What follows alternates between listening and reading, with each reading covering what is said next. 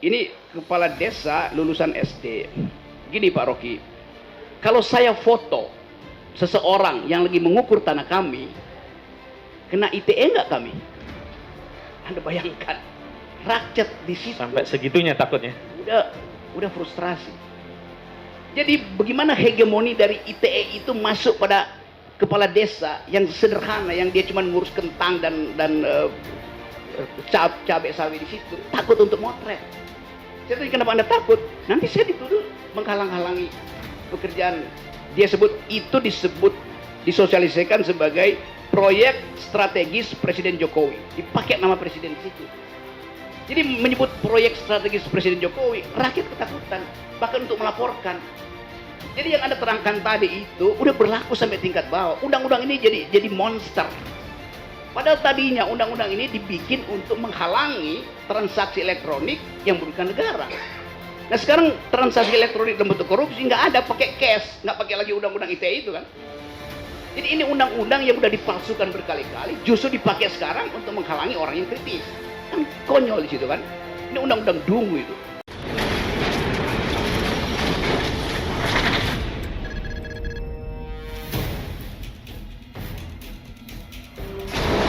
Silakan Egy Sujana, izin majelis. Saudara ahli, dalam proses pembuktian itu ada hal yang sifatnya empiris dan transenden, dan kemudian hal yang sifatnya empiris tadi dibuktikan dengan satu asumsi, praduga, keyakinan, tapi tanpa melihat fakta. Saya ingin ahli menerangkan bagaimana semestinya kita untuk membuktikan kebenaran yang sebenarnya empiris, faktual, bisa diindra, bukan kebenaran yang sifatnya transenden yang kita tidak bisa mengindranya begitu. Nanti kami kaitkan dengan proses pembuktian begitu. Suatu kebenaran transenden itu datang dari sekuensi logis. Artinya tanpa harus membuktikan datanya itu pasti ujungnya benar itu. Prinsipnya dalam logika, many times we must reason without knowing whether our facts are true. But we do want our reasoning to be correct. Jadi kendati datanya nggak ada, kalau reasoning kita, nalar kita lurus, pasti kita ketemukan. Tetapi itu penemuan itu diperoleh oleh reasoning, bukan oleh fakta itu. Jadi kalau kita kesulitan untuk membuktikan, pakai akal aja. Akal itu bisa dibantah oleh akal juga pada akhirnya. Tetapi dalam soal yang Anda tanyakan tadi, kalau dia pembuktian sebab akibat, kalau saya tahu akibat, saya bisa kendalikan sebelumnya supaya sebab itu tidak menimbulkan akibat kan. Jadi bisa terjadi percakapan sebelumnya untuk menghindari kausalitas itu berujung pada kriminalitas kan, begitu dasarnya. Jadi reasoning kita, kalau kita utuh mempercakapkan sesuatu, lama-lama barang yang tertutup itu dia popping up, dia membuka dirinya sendiri. Nah, tanpa asumsi itu nggak mungkin kita buka. Jadi percakapan, narasi yang ada di publik sekarang di Yesapal itu akan membawa kita pada tesis bahwa ya ada yang palsu sebetulnya. Tapi buat apa sih dibicarakan itu? Walaupun memang kalau nggak pernah dibuktikan, tuduhan itu akan berlanjut terus. Kan sayang asumsi itu ada terus kan, Pak Jokowi palsu tuh. Nanti kalau Pak Jokowi satu waktu lengser, lalu orang bilang itu tukang palsu lewat di depan kita, kan nggak enak sebagai bangsa kan. Mending selesaikan soal itu. Undang aja percakapan baru di luar sidang, kan masih ada waktu tuh. Iya. Baik, tolong terangkan, karena begini, ada dua isu yang sebenarnya objeknya sama, tapi tarikannya dianggap berbeda. Bagi warga negara, menyampaikan pendapat, apapun pendapat itu, terlepas dalam pendapat itu ada yang benar, ada yang keliru, warga negara memandang ini sebagai hak konstitusional, karena dijamin dalam pasal 28.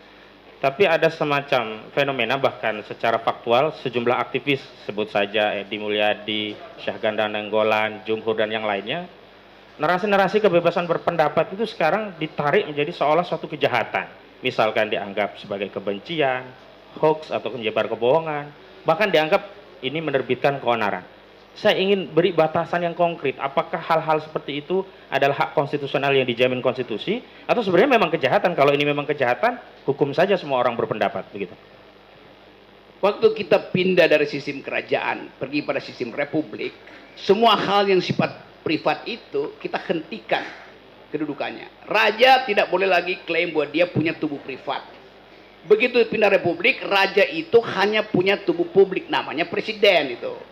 Sekarang KUHP kita campur ulang itu tuh. Menghina presiden artinya menghina martabat Jokowi. Nggak ada di dalam teori filsafat hukum itu tubuh privat raja terpisah dengan tubuh privat presiden terpisah dengan tubuh privat publik. Jadi kalau dia orang publik, seluruh publik boleh menghina dia. Itu konsekuensinya. Lain kalau dia melekat di dalamnya tubuh privat. Menghina raja artinya menghina pribadi raja. Itu mungkin abad 7 udah hilang itu dalam percakapan. Bahkan kalau kita belajar teori filsafat hukum itu, di abad-abad 13 itu kata konstitusi artinya hak membunuh raja. Jadi bayangkan pada waktu itu bukan sekedar menghina raja, membunuh raja. Karena tadi raja itu pindah ke wilayah publik, maka dia mesti nggak ada baju di dia, mesti dibuka semua bajunya tuh. Karena dia orang publik. The public man ini yang berhak untuk mempersoalkan dan netizen itu. Jadi jangan kalau netizen mengkritik itu dianggap sebagai itu pidana. Nggak ada pidana di bila politik. Ini kan soal politik kan. Masa ada pidana politik? Lo politik itu berubah karena perubahan kekuasaan.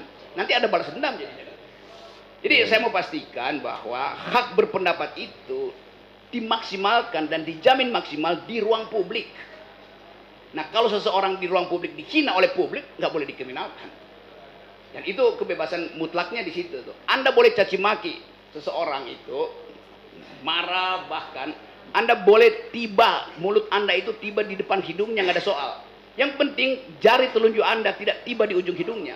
Begitu Anda sendu, itu artinya Anda menghina otoritas tubuh privatnya, maka Anda kena pidana. Ya, karena itu Presiden siapa kemarin itu Macron dilemparin telur busuk itu nggak biasa saja. Biasa begitu. aja. George Bush dilemparin sepatu nggak ada delik di situ tuh. Siapa lagi tuh? Donald Trump dihina habis-habisan nggak kena delik. Kan itu konsekuensi jadi orang publik. Kan orang publik nggak boleh tutup-tutup kan. Dia mesti betul-betul ini res publika, ini urusan publik. Jadi nggak boleh ada teori penghinaan terhadap pejabat publik, itu ngaco. Yang bisa terhina itu tubuh privat kita, dignity kita. Pejabat publik nggak punya dignity. Baik. Presiden punya anak. Kapan presiden punya anak? Yang punya anak Pak Jokowi.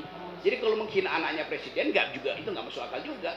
Jadi nggak mungkin ada yang disebut ini istri presiden, ini anak presiden. Di dalam basa-basi diplomasi iya ini first lady itu. Tetapi secara hukum nggak mungkin presiden punya anak.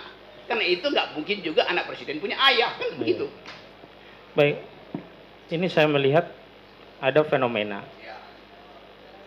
Dulu kita mengenal dasin ansih, aktualisasi itulah yang menyebabkan eksistensi. Ketika ada sekelompok masyarakat ingin mengaktualisasikan ide pemikiran dan eksistensinya itu dalam bentuk kritik, dan kemudian kritik tadi dibaca sebagai kebohongan, dibaca sebagai kebencian, dibaca sebagai tendensi kepada sara, suku, agama, ras, dan antar golongan.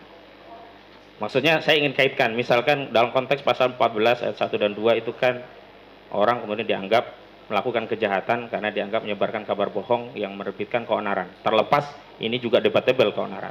Saya mau tanya, apakah kemudian ruang nalar kita itu tidak bisa eksis hanya karena belenggu bahwa segala hal yang berkaitan dengan aktualisasi ide pemikiran tadi akan menjadi kebohongan, akan menjadi sara, dan juga akan menjadi kebencian, sehingga kena pasal yang dalam pengamatan saya ini menjadi pasal langganan ya, 14, 15, 28, dan 156. Silahkan terangkan. Gini, banyak hal yang dalam waktu kemudian dievaluasi sebagai bukan kejahatan. Pada akhirnya begitu nanti itu. Jadi kita mesti antisipasi. Coba saya kasih ilustrasi ya. Yang paling klasik adalah membahas ide republik. Di dalam drama Shakespeare, Anda tahu ada lakon yang namanya Brutus, Julius Caesar. Di situ diterangkan Julius Caesar dibunuh oleh Brutus. Lalu kita caci maki Brutus bahwa Brutus membunuh Julius Caesar. Belakangan kita evaluasi kenapa Brutus membunuh Julius Caesar. Karena Julius Caesar mengatakan dia pemimpin republik, maka dia perlakukan orang secara setara. Keadilan dia tunjukkan. Brutus pegang janji Julius Caesar. Akhirnya Julius Caesar jadi seorang otoriter. Julius Caesar ini kaisar yang hidup kira-kira abad pertama atau abad pertama sebelum Kristus itu, 100 tahun sebelumnya. Julius Caesar mengkhianati ide republik, maka dia di-stab, ditusuk oleh Brutus itu. Sekarang di dalam riset belakangan, Brutus dianggap sebagai seorang yang berhak membunuh Julius Caesar. Kan Julius Caesar berbohong terhadap ide republik. Jadi Shakespeare mungkin akan bikin lakon baru supaya Brutus nggak disebut-sebut sebagai orang yang berkhianat. Kan? Yang berkhianat justru Julius Caesar. Karena itu istilah it is you Brutus, Anda ternyata ya. Oh memang Brutus akan bilang, memang saya. Karena saya berniat untuk membunuhmu karena kau mengkhianati prinsip yang kita pegang bersama-sama. Brutus dan Caesar bikin perjanjian bahwa kita akan bikin republik ini baik. Caesar berkhianat, maka Pacta Sunt Servanda tidak berlaku lagi. Perjanjian itu tidak berlaku karena rebus sixtantibus sudah berubah tuh. Hal-hal yang diperjanjikan sudah berubah tuh. Itu prinsip di dalam hukum, di dalam prinsip hukum a pact must be served. Jadi ada hak etis untuk mempersoalkan peristiwa itu kriminal atau bukan. Dibunuhnya Caesar itu menunjukkan bahwa Brutus dan gengnya itu ingin menegakkan kembali etika publik. Gampang bacanya. Itu kan parameter yang digunakan adalah logika yang kemudian mengoreksi satu pandangan sebelumnya. Nah, ini ada konteks yang berbeda. Kita memahami hukum kita sangat legisme gitu, positivis, sehingga ya hukum itu undang-undang. Dan kemudian ada pandangan yang menyatakan sepanjang secara legisme itu undang-undang masih ada, kebohongan itu dianggap kejahatan, ya masih berlakulah hari ini. Terlepas undang-undang itu sudah lama sekali tidak pernah diterapkan. Saya ingin tegaskan demikian. Pasal 14, 15 Undang-Undang Nomor 1 Tahun 1946 ini tidak pernah ada ya, kasus di era-era sebelumnya. SBY pun tidak ada, Megawati tidak ada, bahkan zaman Orde Baru tidak ada. Kemudian ada entah ini penyelundupan atau aktualisasi penerapan yang seolah-olah segala hal yang terkait dengan pendapat itu menjadi suatu kebohongan. Dan memang seksi dengan pasal kebohongan ini, ancamannya 10 tahun sehingga bisa menahan, walaupun sebenarnya bisa dengan pasal 27. Maksud saya, subjektivitas penegakan hukum yang bisa dikendalikan oleh kekuasaan ini kan berbahaya bagi rakyat. Nah, bagaimana cara kita untuk memberikan penjelasan kepada penegak hukum? Hal-hal yang demikian itu bisa berdampak kepada hak dasar rakyat, hak konstitusional rakyat yang bebas menyampaikan pendapat di muka umum. Oke, saya kasih ilustrasi dulu ya supaya kita ada real fact di situ. Kira-kira sebulan lalu saya naik gunung ke Surya Kencana, Gunung Gede, Gunung Pangrango. Rakyat di situ, kepala desa di situ datang ke saya bilang bahwa kami mau digusur karena akan ada penambangan panas bumi di situ di kawah Gunung Gede itu. Saya bilang, terus kalian ngapain? Kami ketakutan itu. Terus dia tanya pada saya, ini kepala desa lulusan SD. Gini Pak Rocky, kalau saya foto seseorang yang lagi mengukur tanah kami, kena ITE nggak kami? Anda bayangkan, rakyat di situ sampai segitunya takutnya. Udah frustrasi. Jadi bagaimana hegemoni dari ITE itu masuk pada kepala desa yang sederhana, yang dia cuma ngurus kentang dan cabai sawit di situ, takut untuk motret. Saya tanya, kenapa Anda takut? Nanti saya dituduh menghalang-halangi pekerjaan. Dia disebut disosialisasikan sebagai proyek strategis Presiden Jokowi. Dipakai nama presiden di situ. Jadi menyebut proyek strategis Presiden Jokowi, rakyat ketakutan, bahkan untuk melaporkan. Jadi yang Anda terangkan tadi itu udah berlaku sampai tingkat bawah. Undang-undang ini jadi monster. Padahal tadinya undang-undang ini dibikin untuk menghalangi transaksi elektronik yang merugikan negara. Nah sekarang transaksi elektronik dalam bentuk korupsi nggak ada, pakai cash, nggak pakai lagi undang-undang ITE itu kan. Jadi ini undang-undang yang udah dipalsukan berkali-kali, justru dipakai sekarang untuk menghalangi orang yang kritis. Kan konyol di situ kan. Ini undang-undang dungu itu. Iya.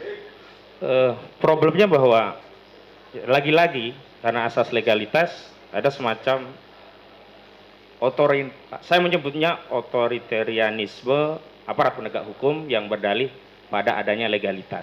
Walau nanti pada praktik penegakannya muncul ada gium tangkap duluan, bukti belakangan, dan akhirnya ada semacam pemilihan dan penetapan pasal-pasal yang dikaitkan dengan pasal lain agar bisa melakukan penahanan.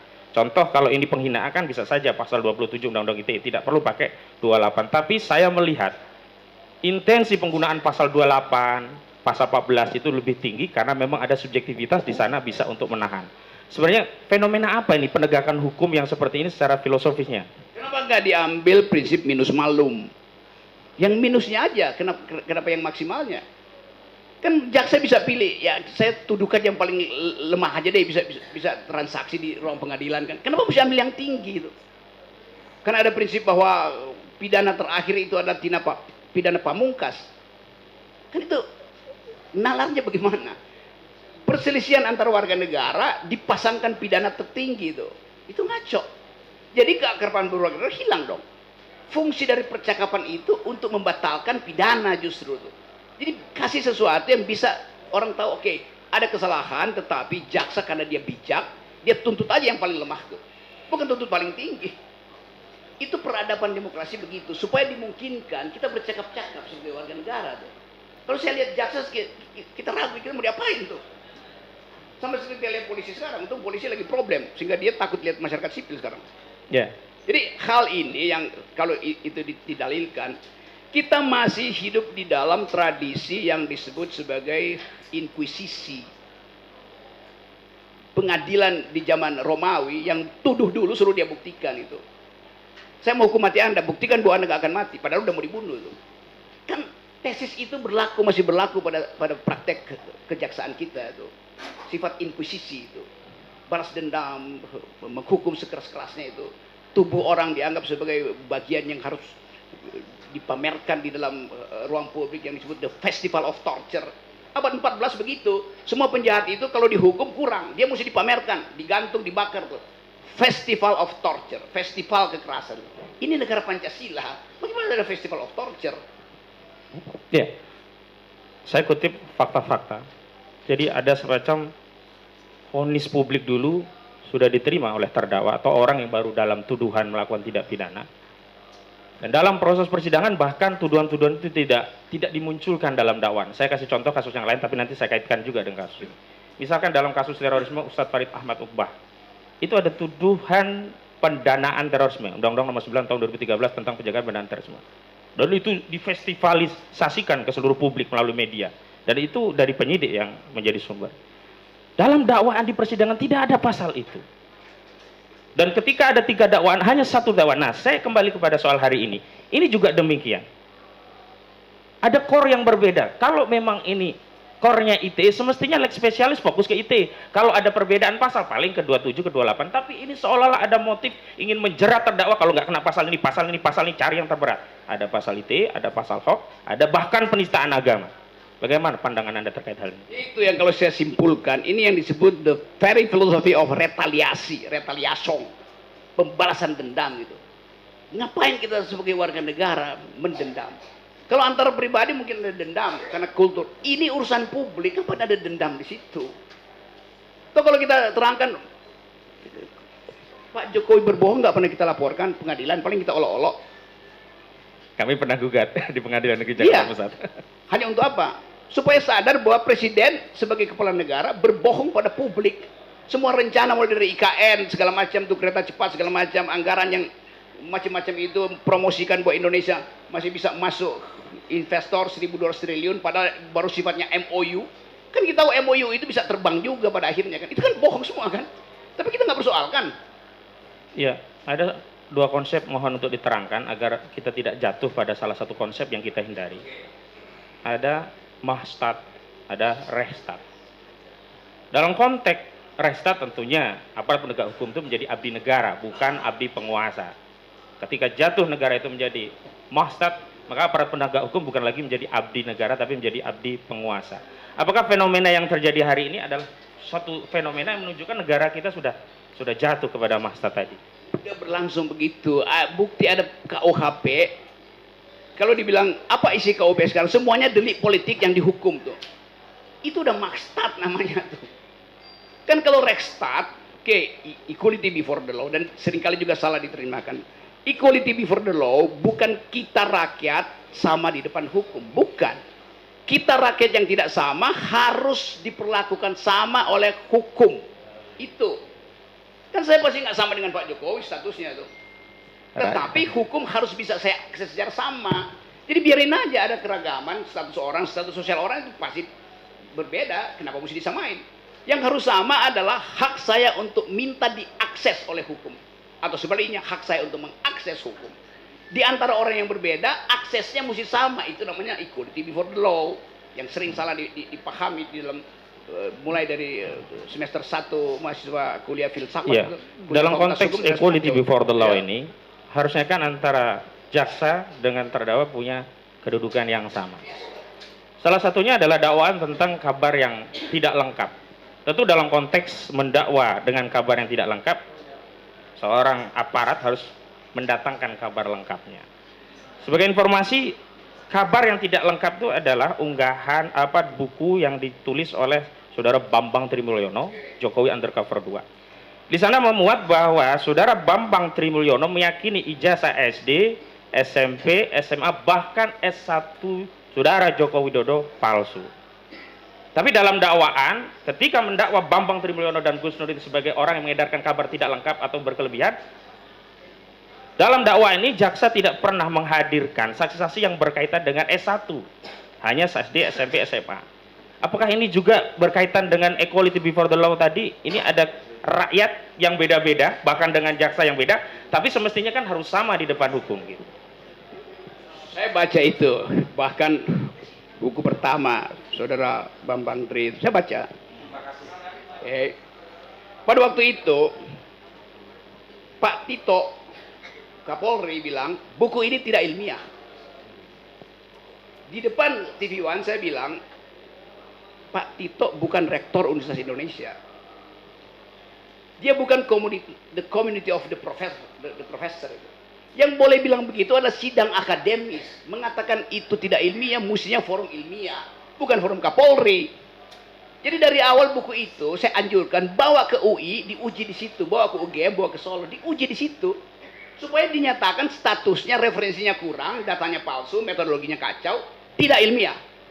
Tapi udah diputuskan oleh Pak Tito waktu itu, cek berita semacam ya, itu. saya pernah menontonnya juga. Saya bikin hoax. Tito bilang itu tidak ilmiah, jangan diedarkan. Dari mana ada kesimpulan bahwa itu tidak ilmiah? Kalau begitu, bukunya Bung Karno, Penyambung Lidah Rakyat Indonesia, juga tidak ilmiah. Karena nggak pernah diuji di akademis. Isinya retorika tuh. Kan itu soalnya tuh. Jadi semua buku itu kalau dibilang tidak ilmiah, itu hasil keputusan Senat Akademis. Bukan hasil keputusan penguasa. Beda. Jadi standar berpikir kita juga ngaco itu. Karena benci pada seseorang bilang tidak ilmiah, padahal dia sendiri bukan petugas ilmiah itu. Jadi hal semacam itu yang ingin saya ucapkan supaya semua buku itu harus disebut ilmiah sebelum dinyatakan tidak ilmiah itu. Yang menyatakan itu siapa? Ya orang ilmuwan, bukan pejabat, bukan jaksa, bukan polisi. Kan itu ya. Soalnya. Dalam hal ini ada satu buku yang saudara ahli juga sudah pernah membaca, bahkan ada 2 versi. Jokowi Undercover 1 itu berkaitan dengan riwayat hidup Joko Widodo. Jokowi Undercover 2 itu berkaitan dengan riwayat pendidikan yang hari ini membawa terdakwa Bambang Trimulyono sebagai terdakwa dalam kasus ini.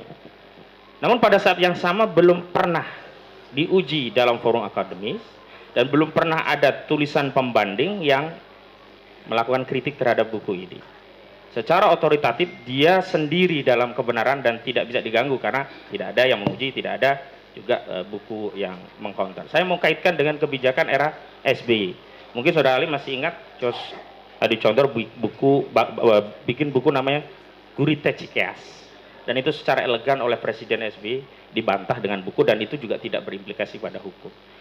Praktik bernegara seperti apa sih yang terjadi hari ini? Itu namanya, karena SBY datang dari kalangan akademis. Dia tahu dalil akademis dibantah oleh dalil akademis supaya dialektikanya muncul. Kan itu yang mestinya terjadi itu, yang nggak terjadi hari ini itu.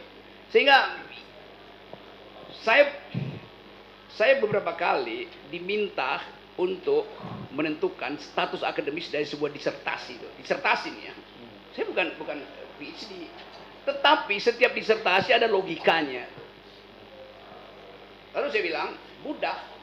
Saya baca itu, satu waktu ada disertasi di bidang ilmu fisika itu dari seorang rektor di Universitas Negeri di Sulawesi itu.